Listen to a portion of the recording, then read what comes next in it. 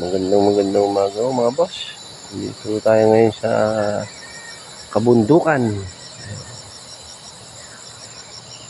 Mga boss, yung pag. Kakarga po tayo ng isang kalabaw po ngayon dito mga boss.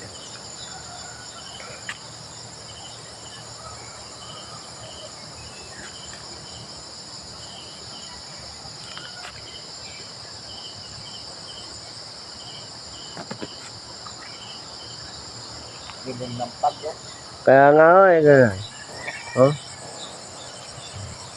Ayan na si Kagagay mga boss.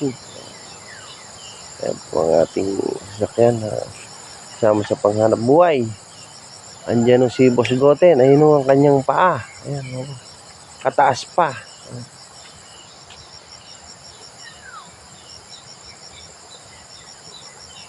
Ayan mga boss.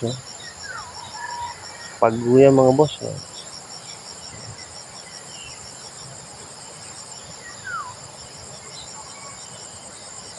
Paghahanap buhay.